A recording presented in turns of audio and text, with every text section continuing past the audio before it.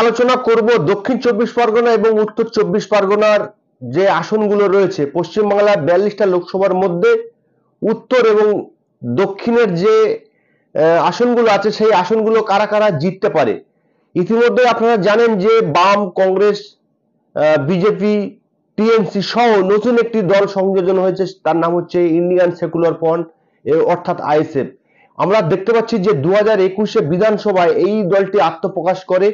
ক্রমশই দেখতে পাচ্ছি যে আস্তে আস্তে আস্তে আস্তে পশ্চিমবাংলায় সংখ্যালঘু এবং পিছিয়ে বর্গের মানুষ, যারা পিছিয়ে পড়া মানুষ, তাদের মসিয়া হয়ে উঠছে নওশাদ সিদ্দিকীর হাত ধরে। আমরা দেখতে পাচ্ছি যে কাকদ্বীপ থেকে নিয়ে গোসবা থেকে নিয়ে আপনার কলকাতা থেকে নিয়ে বাসন্তী, মুর্শিদাবাদ সমস্ত জায়গায় ছোট্ট ছোট্ট করে এই দলটি কিন্তু তারা বিস্তার লাভ করছে। আমরা দেখতে পাচ্ছি সেই জায়গায় 2024-এর লোকসভা ভোট কিন্তু একটি বড় ফ্যাক্টর হতে চলেছে। ইতিমধ্যে ইন্ডিয়ান সেকুলার ফ্রন্ট অর্থাৎ আইএসএফ 8টি জায়গায় তারা প্রার্থী দিয়েছে। আজকে আলোচনা করব মূলত উত্তর চব্বিশ পরগনার 5টি লোকসভা রয়েছে, দক্ষিণ চব্বিশ পরগনায় 4টি রয়েছে।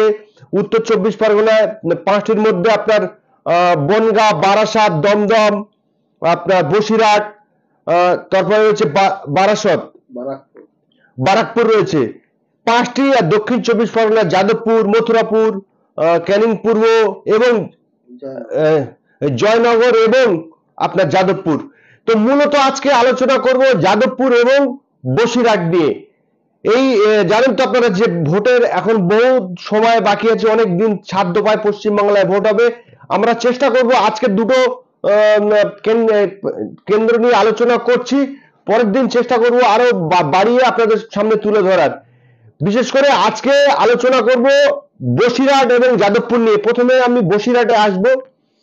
বসিরহাটে 3টি প্রার্থী দাঁড়িয়েছে উল্লেখযোগ্য। শাসক দলের হাজী নুরুজ্জামান, আইএসএফ এর শহীদুল ইসলাম মোল্লা এবং আপনারা জানেন যে সন্দেশখালী নিয়ে সারা পশ্চিমবাংলা উত্তাল হয়েছিল কয়েকদিন আগে, এবং সেই সন্দেশখালীর প্রতিবাদী মুখের মধ্যে একজন রেখা পাত্র, তাকে কিন্তু বিজেপি প্রার্থী করেছে। আজকে আলোচনা করব, প্রথমে আসবো বসিরহাট লোকসভা কেন্দ্রে নিয়ে। বসিরহাট লোকসভা কেন্দ্রে 3টি প্রার্থী হিসেব করলে 3 জনেই জিততে পারে, আবার হিসেব করলে 3 জনেই জিততে না পারে। কারণটা আপনাদেরকে পরিষ্কার করে আমি বলে দিচ্ছি। হাজী নুরুল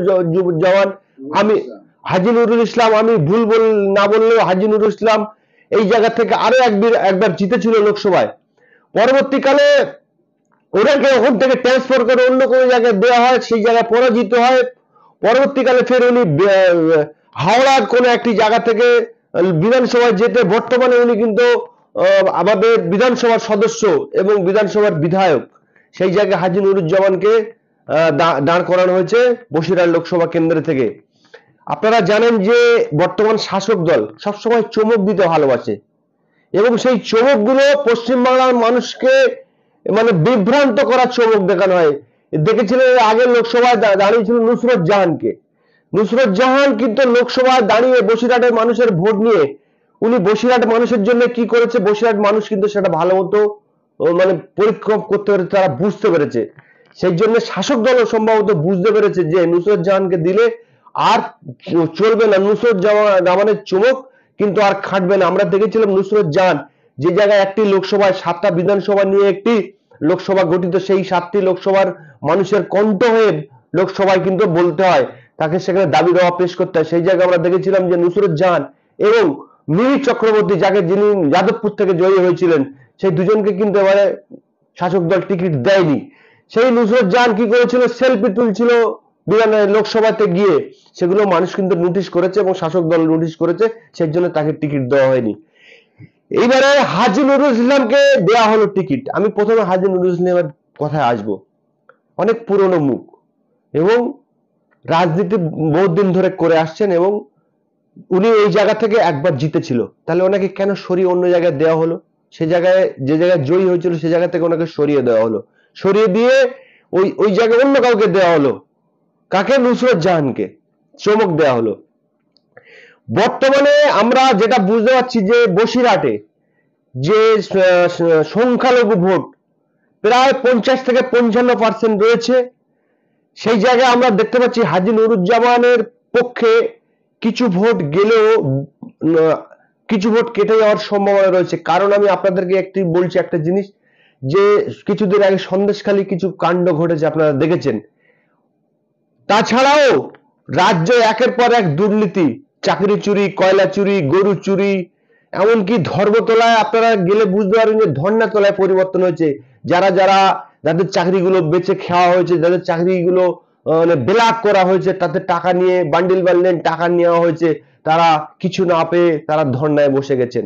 এটা কিন্তু হাজী নুরুজ্জামানের বিপক্ষে যাবে এবং পক্ষেও যাবে কিছু। সেটা হচ্ছে কি, কারণ কি, যে বর্তমান আমাদের রাজ্যে ভাতার সরকার চলছে। কাজ কর্ম না থাকলেও 500 টাকা করে ভাতা, সে টাকা বাড়িয়ে 1000 টাকা করা হয়েছে।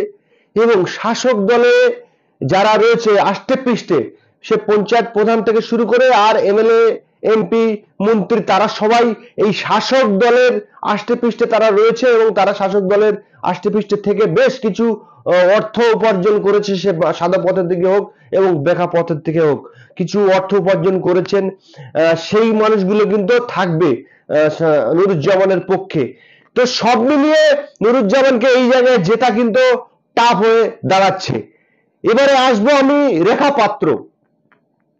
আপনারা জানেন যে সংখ্যাগুরু ভোট বসিরহাট লোকসভা কেন্দ্রে কম ছিল এবং আমরা কানাঘুষো শুনছিলাম যে মোহাম্মদ শামি, যিনি বর্তমান ইন্ডিয়ার দলে খেলছেন ফাস্ট বোলার এবং উনি বাংলার হয়েও ক্রিকেট খেলেন, আমরা শুনছিলাম সূত্র মারফত যে বিজেপি সেই জায়গায় চাল দিতে মোহাম্মদ শামিকে বসিরহাট থেকে দাঁড় করানো হতে পারে। তারপরে আমরা ইদানিং শুনলাম যে রেখা পাত্রকে দাঁড় করানো হয়েছে এবং রেখা পাত্রকে এই যে বর্তমান শাসক দলের বিরুদ্ধে, যে শেখ শাহজাহান, শিবু হাজরা, উত্তম সর্দারের বিরুদ্ধে যে সন্দেশখালীর মা ও বোনেরা প্রতিবাদ করেছে এবং সেই প্রতিবাদের একজন মুখ হলো রেখা পাত্র। সেই রেখা পাত্রকে কিন্তু বিজেপি টিকিট দিয়েছে এবং আমরা দেখেছিলাম যে রেখা পাত্রের বিরুদ্ধে বেশ কিছু সংখ্যাগুরু মানুষ যারা আশপাশে ছিল, তারা বলা বলি করছিল যে রেখা পাত্র শুধু একাই তো আন্দোলন করেনি, সবাই মিলে আন্দোলন করেছি, আরো বড় বড় মুখ রয়েছে, সেই জায়গায় রেখা পাত্রকে প্রার্থী করা হয়েছে, তাহলে আমরা কি দোষ করেছি, আরো যোগ্য মানুষ ছিল তাদেরকে প্রার্থী করা উচিত ছিল। সেই জায়গা থেকে আমরা বুঝতে পারছি যে সংখ্যাগুরু ভোট হয়তো রেখা পাত্রর বিপক্ষে কিছু যাবে, কেননা পাশাপাশি বন্ধু একজন বড় উপরে উঠে গেলে আরেকজনের হিংসা হয়, পাশের বাড়ি দুতলা হলে আমার যদি ঝুপড়ি ঘর থাকে আমার কিন্তু হিংসা হয়। সেই জায়গায় আমরা দেখতে পাচ্ছি যে কিছু ভোট রেখা পাত্র কাটতে পারে এবং সেই জায়গাতে রেখা পাত্র হয়তো সেই জায়গা থেকে পরাজিত হতে পারে। আবার যদি সবাই মিলে কাঁধে কাঁধ মিলে যদি সংখ্যাগুরু যে ভোটগুলো রয়েছে